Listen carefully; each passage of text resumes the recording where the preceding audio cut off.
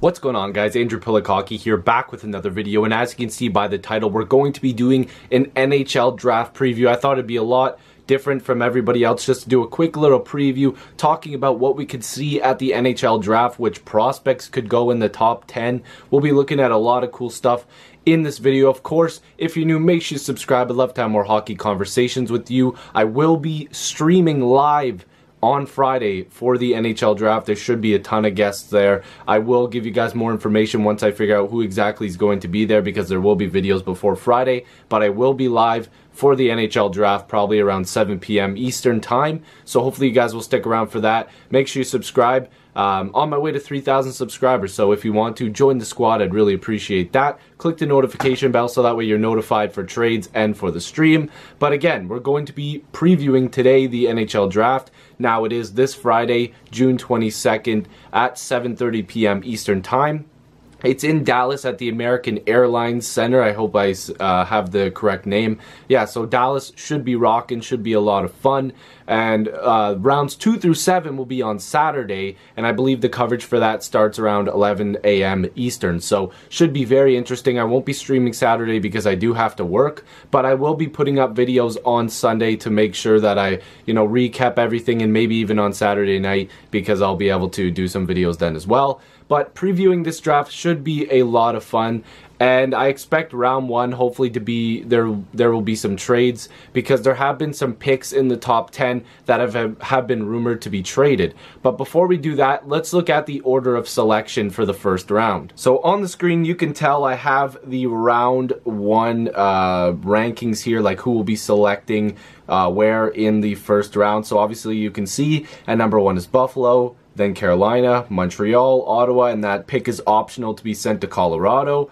We've got Arizona, Detroit, Vancouver, Chicago, the New York Rangers, the Edmonton Oilers. Then the New York Islanders have back-to-back picks at 11 and 12, and the 12th one is from Calgary. Then we got the hometown Dallas Stars at number 13, Philadelphia at 14, and that pick is from the St. Louis Blues. Then Florida, Colorado, New Jersey, Columbus, Philadelphia, Los Angeles, San Jose, Ottawa from Pittsburgh at number 22. Then we have Anaheim, Minnesota, Toronto, the New York Rangers from Boston. At 27, we have Chicago from Nashville. Then the Rangers from the Tampa Bay Lightning. And number 29 is St. Louis from Winnipeg. And number 30 is Detroit from Vegas. And pick number 31 is the Washington Capitals, the Stanley Cup champions, of course. So it'll be interesting to see if any of those picks will be in play. Like I mentioned before, this preview is just going to be talking about a bunch of random things that could happen. We've just heard rumors that Panarin might be being explored as a trade option. Hoffman's already been dealt. Is Erik Karlsson going to go? Because you have to remember, if a team is going to make a play on Erik Karlsson, or any big name at this point, especially Karlsson though, you're going to have to include multiple first-round picks. You're going to have to include a bunch of different things. So this year, a first-round pick from this year, a high pick probably, is going to have to be involved. So are any of these teams going to be in on Karlsson? There's also going to be a lot of trades regarding teams that want to free up cap space as well. You have to remember, there's a lot of big-name free agents coming up here in July 1st. Obviously the big one is John Tavares. Where is he going to go? There's teams that are going to be making pitches to him. And to be able to be at the NHL Draft, all the GMs, all the team specialists, and guys who work with the cap are going to be there. So teams are going to be figuring out trades to possibly move out some bad contracts or move out bigger contracts, so that way they can make a run at some big name free agents. And you have to have John Karlsson from the Washington Capitals into that conversation as well. Are the Capitals going to have to make some moves? It's going to be very interesting. The draft is always exciting. A lot of high picks could possibly be traded this year. There's been lots of rumors, like I mentioned. You're going to see some guys that could be boom or bust picks, like Ryan Merkley, if he goes higher than what people are thinking. Bob McKenzie thinks he'll go around number 32. Is he going to drop to the second round? Are we going to see Zadina fall out of the top 10? There's a lot of rumors that are happening, but let's just look at what Bob McKenzie believes to be the top 10 for the upcoming draft.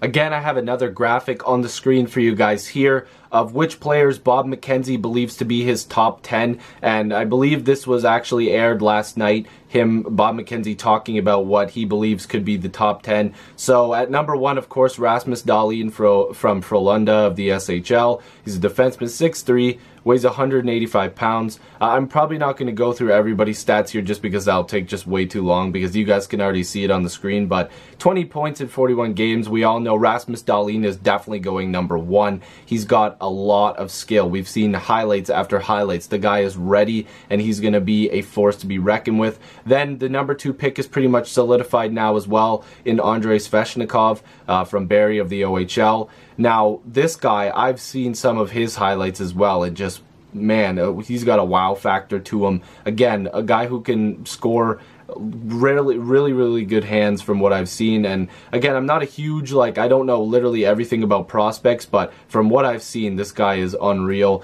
Then at number 3, he's got Brady Tkachuk, and again, he's a guy that is going to piss a lot of people off. Let's not, keep it, we'll try to keep it PG here, but he's definitely going to be a guy that's going to piss some people off, much like his brother. So definitely a guy to look at, and he could go number 3. Imagine if Montreal picked him up.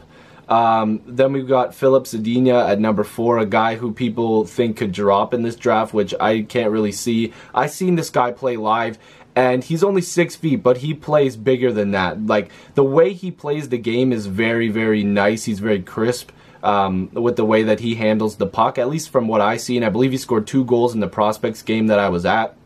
Very big fan of the way he plays.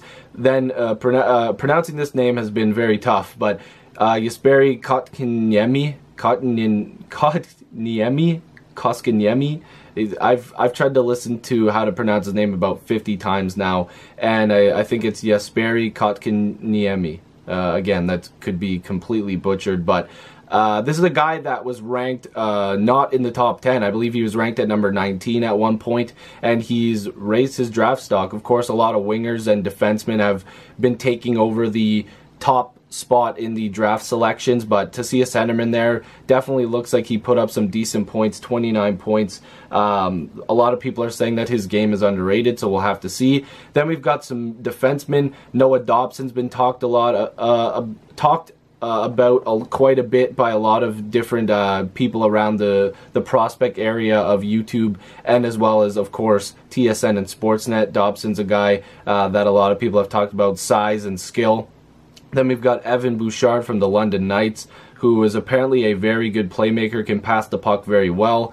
At number 8 is Quinn Hughes from Michigan. Another guy, he's not the biggest guy, but again, a guy who's going to at least bring a bit of a wow factor to your team. He's a good defenseman. I've seen a little bit of play of him, and again, I could be completely wrong, but I do think that he is a pretty skilled defenseman.